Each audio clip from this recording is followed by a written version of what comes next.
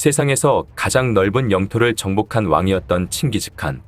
그는 동방의 작은 소수 민족을 이끌어 중국과 페르시아의 광활한 땅을 차지하고 유럽까지 진출한 최고의 정복왕이었습니다. 어느 날 아침, 칭기즈칸은 전쟁을 마치고 부하들과 함께 사냥을 나섭니다. 그들은 전쟁을 치르면서 겪은 피로를 사냥을 통해 풀었지요. 칭기즈칸의 팔목에는 그가 아끼던 매가 늘 앉아 있었습니다.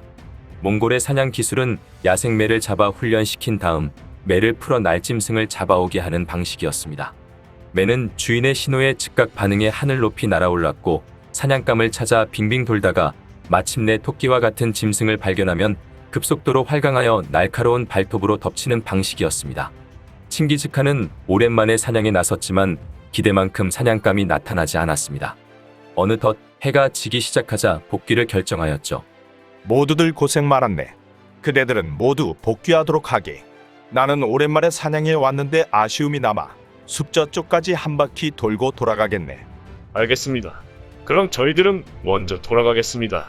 그렇게 칭기즈칸의 일행들은 숲으로부터 모두 복귀했으나 칭기즈칸은 숲 근처에서 천천히 말을 몰면서 여유를 즐겼습니다.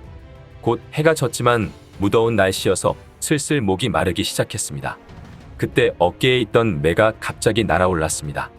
칭기즈칸은 매가 집으로 가는 길을 확인하기 위해 날아오른 것으로 생각했지요.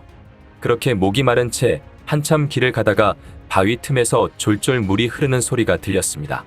칭기즈칸은 가방에서 컵을 꺼내 똑똑 떨어지는 물방울을 조금씩 받았습니다. 우기였다면 샘물이 흘렀겠지만 건기였기 때문에 샘물은 천천히 떨어졌습니다. 한참 동안 컵에 물을 한가득 받았고 이제서야 샘물을 마시려는 순간 갑자기 자신의 매가 나타나서 손에 든 컵을 툭 쳐서 땅에 떨어뜨립니다. 한참 동안 모은 물을 한순간에 쏟아버린 것이었습니다. 매는 날아다니다 샘이 흐르는 바위에 내려 앉았습니다. 칭기즈칸은 다시 물을 받기 시작합니다.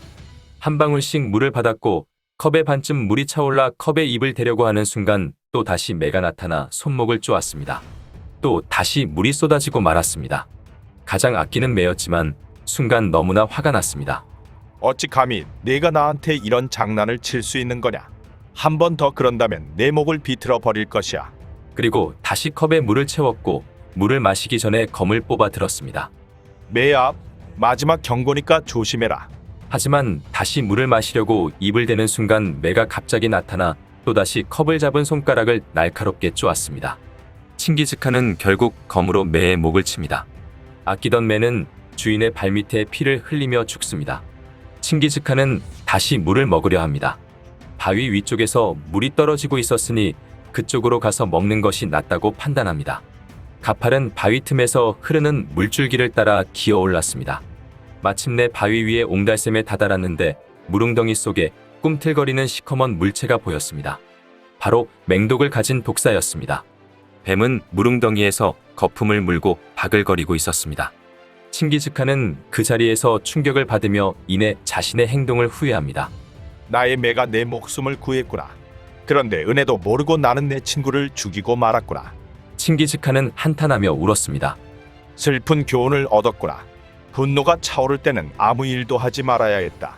화를 참지 못한 결과를 보니 너무나 후회스럽구나. 자신의 의견에 반대하는 주변 사람의 조언은 불쾌하게 들릴 때가 많습니다. 그래서 쓴소리하는 친구들을 멀리하게 되고 직장에서는 자신의 의견에 동조해주는 이른바 비위를 맞추기만 하는 부하들만 가득하게 됩니다. 타인의 심기를 건드리지 않는 것은 인간관계에서 굉장히 중요한 부분입니다. 그래서 대부분의 사람들은 속으로 알고 있어도 겉으로는 상대방의 의견을 받아주거나 윗사람의 비위를 맞춥니다. 하지만 상대를 진심으로 아낀다면 쓴소리를 할 수밖에 없는 상황이 생기게 마련입니다.